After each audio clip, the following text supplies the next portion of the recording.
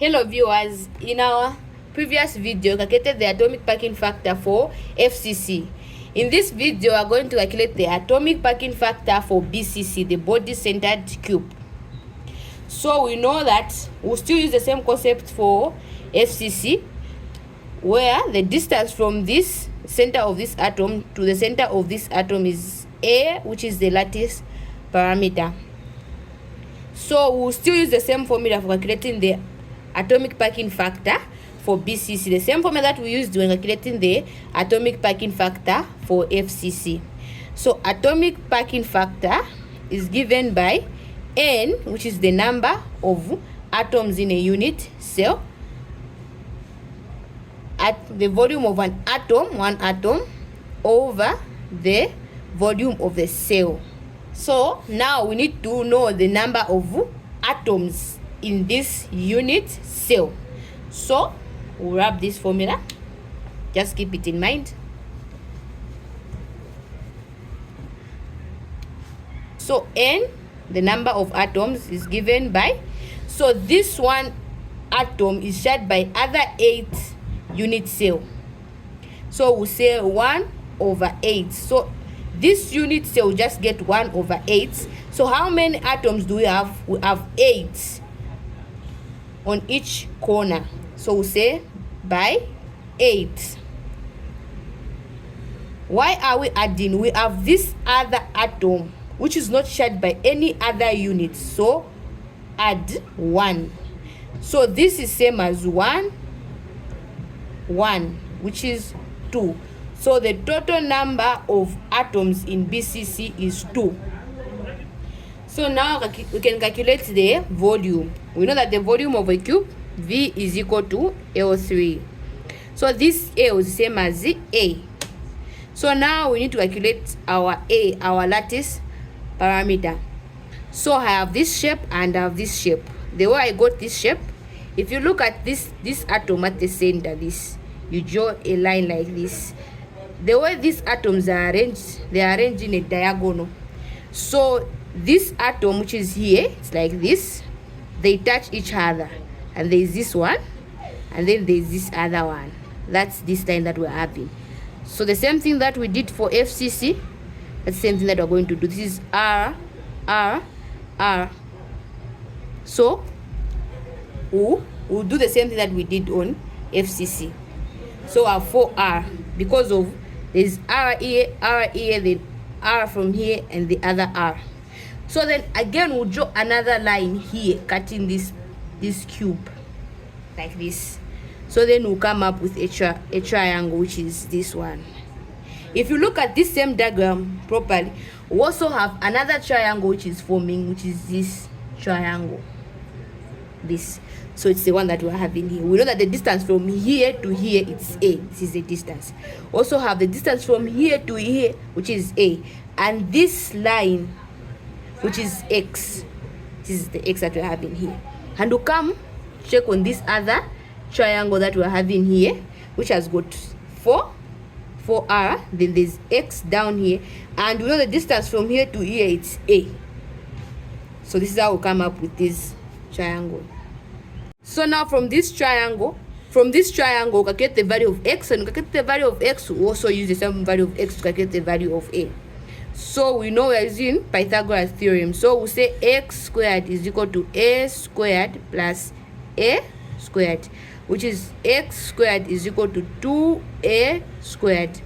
Then we square both sides. We have X is equal to A root 2. So this is the value of A. So this is the value of X. So this is the value of X here. So we know that X is equal to A root 2. So replace here. We have A root 2. So then from this we can still use Pythagoras to find the value of A. So we say 4R is equal to A plus A. Then we'll continue. We'll use the concept for mathematics. Plus, so this is A, 2. So we can add this. So have 3A, then 4R. So want to find the value for A. Want to find the value for A. So we can divide. First we can square both sides, then we'll divide. So we'll square this and we'll also square this. So A, 3A, 4R. This is the one that we'll be using. The square root. So we'll divide the square root of 3 by the square root of 3. So our A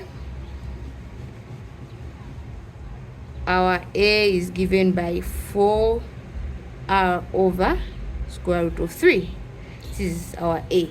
Since we have our A, then we can go back to our formula. We have APF is given by number of atom which you calculated to be 2 by volume of an atom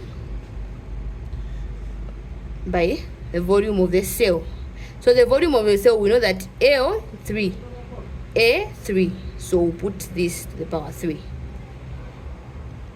So we can put the values, can calculate. 2, we know this is spherical.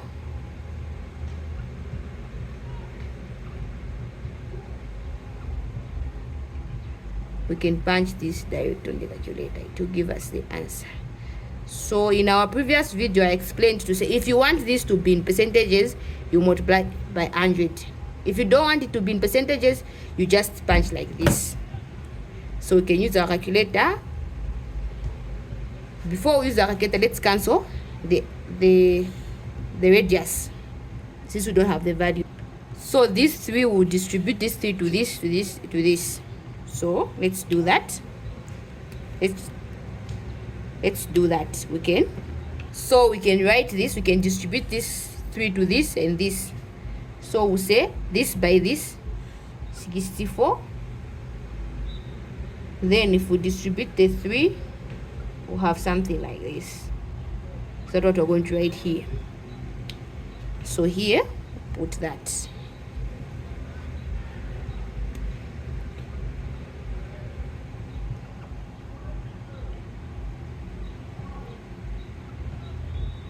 So that this and this can go. So now we can punch this direct on the calculator. So this by this, it's 8. We know that it's 8 shift pi 3, the 3 which is down here. Then we have the 64.